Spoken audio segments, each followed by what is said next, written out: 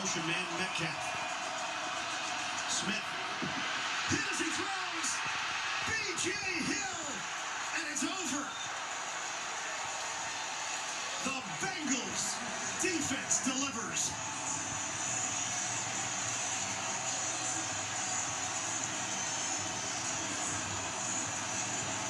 Fitting considering what this unit did in the second half. Look at Hill collapse it there. It just goes right past Bradford. Hubbard coming in on the backside as well. They just did not allow him enough time to find the guy that he wanted and the concept they were looking for offensively. A heck of a battle for Pete Carroll and his crew. They don't often lose in this 10 o'clock Pacific time slot in the East. But boy, did Cincinnati play tough and gritty down the stretch. Coming up, bonus coverage, Washington and Atlanta. The Bengals get to the 500 mark and hit the bye, feeling good about how things are developing. Cincinnati now 3-3. The Seahawks drop to 3-2, and their winning streak ends at 3. They've now lost 4 straight games after the bye. 17-13 the final. Let's go to James Brown in New York. All right, so in fact, Cincinnati gets it done. We take you now to Washington and Atlanta. 31 seconds left in regulation. Washington on top. Let's join the announcers there. Andrew Catalan, Tiki Barber, Matt Ryan, and A.J. Ross. The most critical thing you have at this juncture of the game. And to be able to burn it after a spike, this becomes increasingly difficult to execute. It's already hard enough in these 2-minute situations. When you make it even more difficult on yourself, it's disorganization. 3rd down and 1. The Falcons are out of timeouts.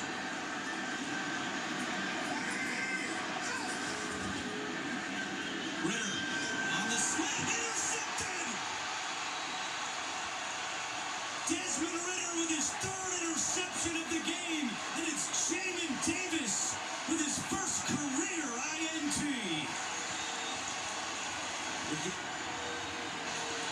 The disappointing thing here is that the Atlanta Falcons had exactly what they wanted.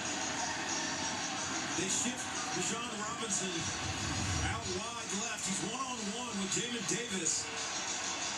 He gets away with a hold. He's holding on to Bijan's waist and allows him to sling himself underneath and pick that ball off. I don't know if I love the call. You got man coverage, but Bijan Robinson's one of the best athletes on this field. Run a go. He is one of the best athletes, but this will be something he learns on those slant routes and man-to-man coverage. You have to be flat to the line of scrimmage. You cannot let the defender undercut in those situations, even if it's at 2 yards in that situation. It's 3rd and 1. Just be flat. Don't let that guy come underneath. Atlanta had a couple of nice fourth-quarter comebacks earlier this year against Green Bay and a week ago against Houston. But this fourth quarter is one to forget for Arthur Smith and the Falcons. A lot of mistakes by Atlanta down the stretch.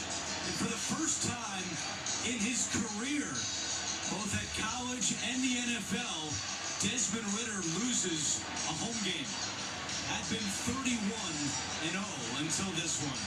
Commanders end a 3-game losing streak. They go to 3-3.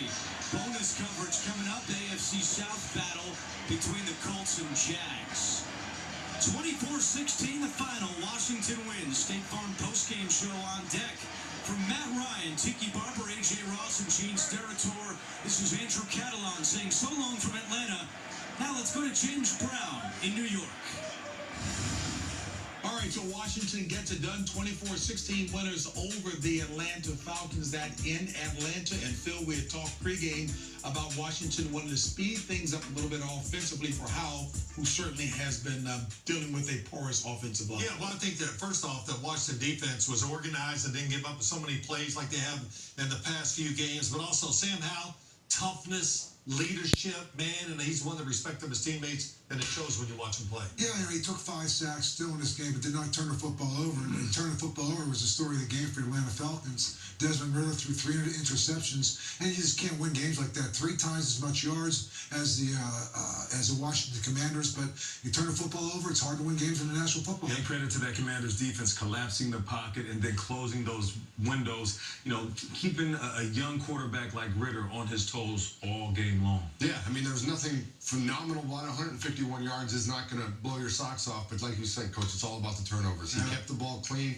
he distributed it, and a lot of explosive players on the Atlanta side. I mean, the interceptions in the red zone drive coaches crazy, as you know. I'm surprised that Arthur Smith didn't slam that iPad down on the ground and just basically start screaming at his quarterback. We were doing that here. Yes, all right, folks, we've talked about D and Jacksonville's D's been getting it done. Let's take it to the Indy at Jacksonville contest. Join the announcers there, Spiro Diaz, Adam Archuleta, and Amanda Renner. Trying to put the finishing touches on their division rivals from Indianapolis. Mitchell, 3rd and 10. Over the middle and incomplete. Off the hands of Trey Sermon. If you've just hopped on with us, this was all Jacksonville as they built their lead up to 31-6. Then back-to-back Colts touchdowns got them closer. It was an 11-point game. And Trevor Lawrence and company responded. A couple of rushing touchdowns for Travis Etienne in the span of 16 seconds. Big part of the story. And now the Jags, 151 away from claiming sole possession of first place in the division. Minshew steps up in the pocket, throws on 4th down. It's incomplete. Once again, a little bit behind his target. That time, Amari Rodgers. And Minshew's going to make that long walk over to the sideline. Well, Spiro, really this game, credit Jacksonville's defense in the takeaways. I thought offensively, Lawrence and the offense were good. They weren't spectacular, but they did enough to be able to turn those into points. But certainly this defense, starting with that Josh Allen strip sack, really is what lit the match for this Jacksonville team. Quarterback change for Doug Peterson and Jacksonville. C.J. Beathard will come on. They've seen Lawrence kind of limp his way to the sideline, so that will be certainly a topic for postgame. This was the play where we saw Lawrence come up hobbled a little bit. Right there, the left foot kind of gets caught underneath Ebukam. Lawrence gingerly made his way to the sideline. So second straight game. See him with the late game limp.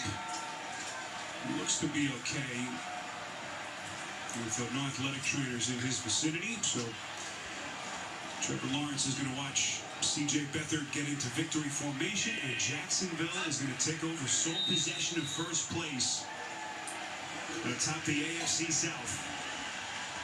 March had started with the 2-game trip to London, the turnaround to their season after they were in a really bad way psychologically, the 1-2 start to the season. Trying to get their season back on track. A team fully expected to contend in the AFC before the season. Yeah, I know. I wanted to see how they were going to respond, coming back home after, seemingly finding your mojo and having a huge win against a tough Buffalo football team. And I know Doug Peterson was anxious to see how they would come out, but I think they answered all the questions here in this game. Really, what else could you ask for? A complete team win here for Jacksonville. In the meantime, the questions in Indianapolis will start to center around Gardner Minshew. How quickly can they put this one behind them as they try to pick up the pieces next week against Cleveland? Anthony Richardson will be a bystander for the foreseeable future as Jacksonville puts one on him and win it 37-20. Coming up next, the State Farm postgame show. Now for Adam Archuleta, Amanda Renner, Gene Steratore, rest of our CBS crew, Spiro Diaz saying so long from Jacksonville as we go to James Brown in New York. All righty, guys, thank you so much. Jacksonville goes to 4-2. They are leading the AFC South. Let's take you down to Miami, where the Dolphins are leading the Carolina Panthers 42-21, and our announcers Kevin Harlan, Trent Green, and Melanie Collins. They come at him, he's whacked as he was throwing. And on downs, Miami takes over, and that'll be all she wrote. Well, unblocked defenders coming at you, trying to get the ball out of his hand. Duke Riley was in position to get the interception over the middle, and even though it's fourth down, you just have to yank it in the ground. Otherwise, it's a pick six going the other way. So the Miami Dolphins, if you're just joining us, AFC East Division leading Dolphins came in 4-1, and they trailed early in this one, 14-0. Trent, you and I looked at each other and thought, this isn't the game we expected, right? This is not what we expected. Then they scored 35 unanswered. There was a pick six by a backup quarterback, White, throwing it to Hill of the Carolina Panthers. Carolina, the only winless team in the NFL, now they'll go to 0-6. Houston next week. In Miami, there was some question as to would they take their foot off the gas, and they did not. They had the kind of late wake up today, but they responded with Tua throwing 3 touchdowns. There were 3 rushing touchdowns, and Miami is going to go to 5-1, their best record in 21 years. Trevor Lawrence, that's officially 3 in a row, but before we get to the... As they go to Philadelphia. Boy, that'll be something. That will be some kind of game.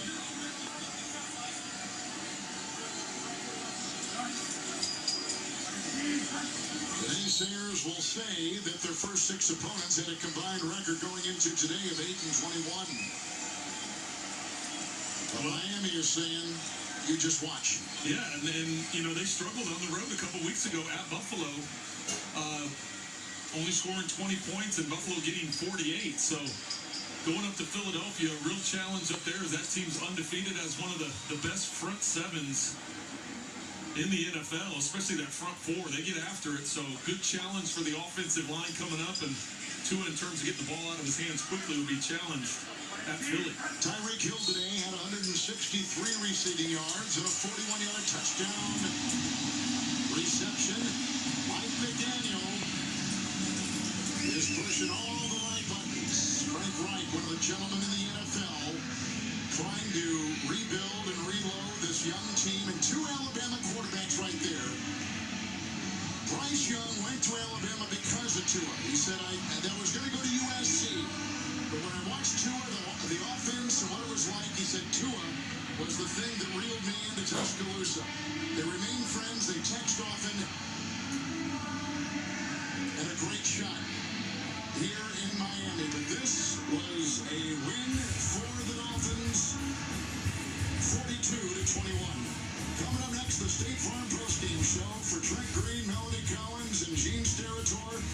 I'm Kevin Harlan saying so long from Miami. We'll take you back to New York for all the scores and highlights from Week 6 right after this on CBS.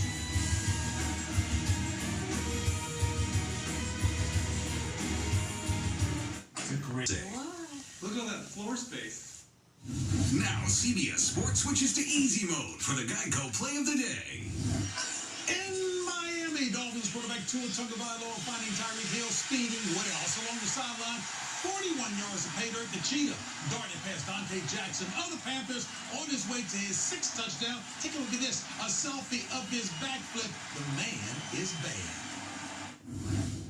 For all your insurance needs, it's easy to Geico. James.